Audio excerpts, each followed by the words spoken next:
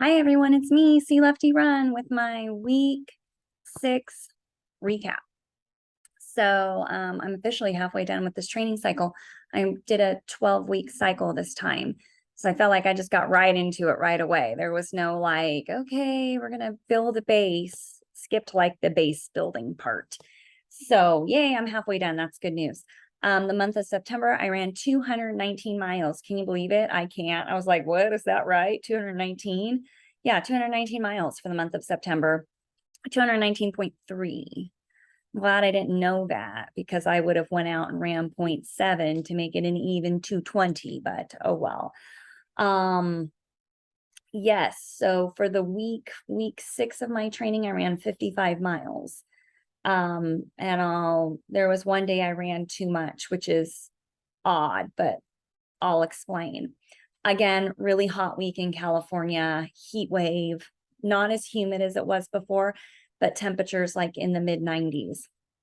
And so that was tough again. This week it's supposed to be a bit cooler, so I hope we don't see any more heat for a while.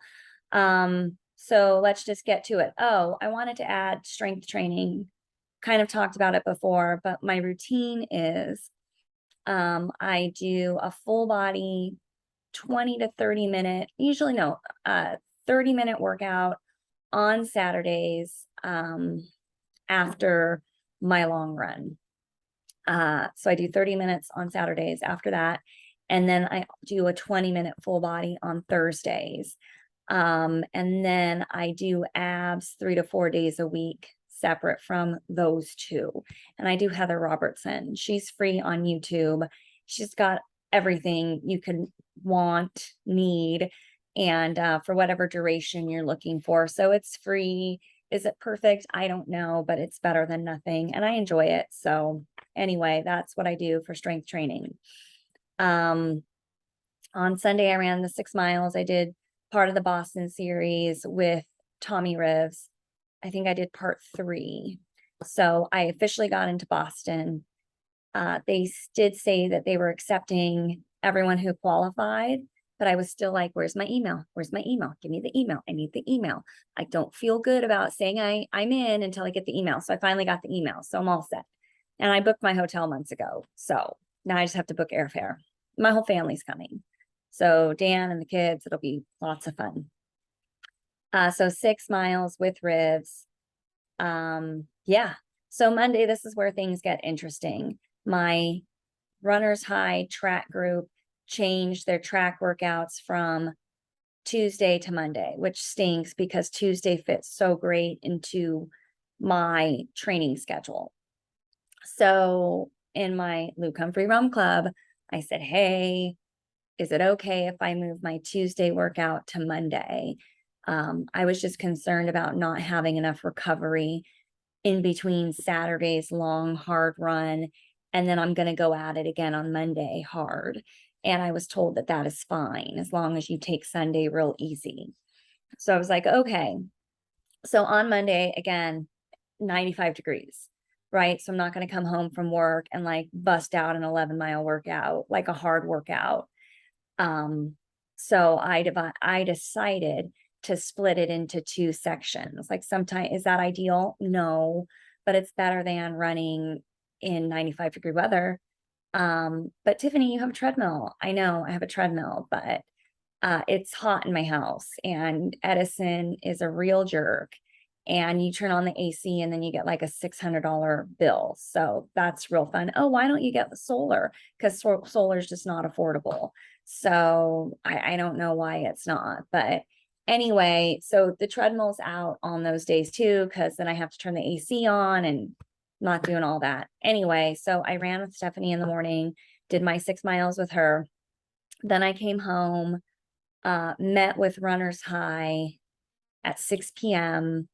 I was like, I'm just going to do their workout. I'm not going to do my Luke Humphrey workout was supposed to be 1.5 miles 4 times at like 8-minute pace. So I was like, I'm scratching that. I'm going to go to Runners High. So whatever workout they give. So I got there at 6. I ran until 6:30, just around the track, real boring around the track. And then I did the workout. So the workout on Tuesday was 6 times 800. And in between is a walking recovery. So I just followed that. It's like, whatever. I ended up doing 13 miles in total on Tuesday. And it's really weird because I looked at my 800 splits after the fact, and like 707, 718, 734, 744, 736, 744. And I was like, the 707 okay, 718 okay, but then when I start getting to 744, I was like, that's weird. I have a pretty good grasp as to what 744 feels like, and I felt like I was going faster than 744. And then I look at my walking recoveries, and it's like 614 pace, and I was like, well, that can't be 614 because I was walking. So I don't know if my GPS, something was not right, and it said I did the whole workout in like an average pace of 712. So I don't know what it really was. Sometimes it's like, again, it was warm in the evening. I'm like, I just did it based on effort. Like, I'm just going to go hard. And, I don't even really look at my pace. It's hard to look at my pace when I'm doing my program track. Anyway, I don't know what it was. I did the workout. I ended up with 13 miles. Woohoo. Um, then on Tuesday, normally after that type of workout, I take a rest day. But on Tuesday, I was like, no, I want to kind of keep in my routine of Wednesday off. So I did 6 easy on the treadmill on Tuesday. Again, 95 degrees outside. I was like, I'm just don't over the heat. So yeah, it was, but you don't have AC. How'd you run on your treadmill? Well, it's easy. So I just sweat. I sweat it out. Wednesday's my off day. Thursday, I did 6 miles at 9:48 pace. My heart rate was 134. Friday, I did 8 miles at a 9:38 pace. My heart rate was 134. And then on Saturday, I did my 10-mile tempo. I was nervous about it. I was like, I don't know if I'm in the shape for this. I really have no true gauge on my fitness right now because the weather has been so bad. It's really affected how I feel on my runs. And so I was a little nervous. I threw on my Saucony Endorphin Pro 3. I needed a good running partner that day. And the weather was cooler, which was really nice. Not perfect. I mean, I'm still in shorts and a tank top, and I'm still sweating like real bad, but it was cooler. So I did a total of 14 miles, and then I had those 10 tempo repeats. So I think my range was supposed to be 804 to 813. Okay. So I did 807 was the first mile, 810, 756, 759, 805, 806, 754, 801, 805, 752. And the last mile I saw it come up, and I was like, I kept running. And then when I got to the half of that last mile, I was like, I'm gonna really try to push it right now. So I did, and that was my fastest mile. Was tired afterwards, but felt good. It felt comfortably hard. But that's what's interesting. I'm noticing this time around, like I'm really starting to notice how when the effort does feel hard, I'm able to push through. I'm able to keep going. And that is something new, and I think this tempo run I executed it in terms of my overall pace, which was an 802. I think that's the best one I've done. So I was pleased with that. So what it tells me is that perhaps I have been making more growth than I realize, or perhaps not. Nothing really matters until you take the test, right? Until you run the race. So you can have an amazing training cycle and still not have a great race, right? Even if you have an amazing training cycle, like executing it race day is still really hard.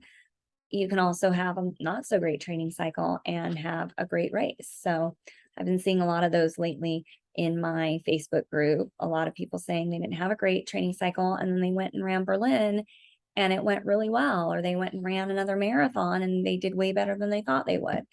So it's just, you give it all you got, you stay consistent, you get in the miles, and you cross your fingers come race day, right? So what did I feel with? I'm still going with the every 4 miles. I ate a Pop-Tart before I went out. I think next week I'm going to try a Kodiak cake and kind of just compare. And I'm still doing the gels every 4 miles. The Honey Stinger Gold is my favorite. I took a Huma with caffeine. I don't like the way the Huma tastes, but I like the caffeine. And then I took the Spring gel. I didn't take the one that's real good, the one that tastes like apple pie. Oh, it's so good. But it has 180 calories in it. So that might be one I use on the day of the marathon, because I told you I have an iron stomach, right? Like nothing gets GI issues. Like I'm really lucky in that way. So I think like I'll try that 180 calorie spring, maybe on my 16 miler. And if it goes okay with my body, I'll probably take them on marathon day, in the middle miles to kind of keep my glycogen stores full, like glycogen, I don't know. You know what I mean? Those stores, I got to keep them full. So maybe I'll do the spring on that. But I'm like, do I start with it and then hope it carries me through? I don't know. I got to think that through. Anyway, that's why I'm practicing, right? That's what we're practicing for. So hope your running's going well or better. If you have any races coming up, I hope you have good weather. Like that's the most important thing, right? Because that's the one thing you can't control is the weather, but you can control your attitude, right? But you can't control the weather. So I hope that you have a nice race and that you get great weather. So anyway, that was my week 6. I look forward to seeing you week 7. Have a good one.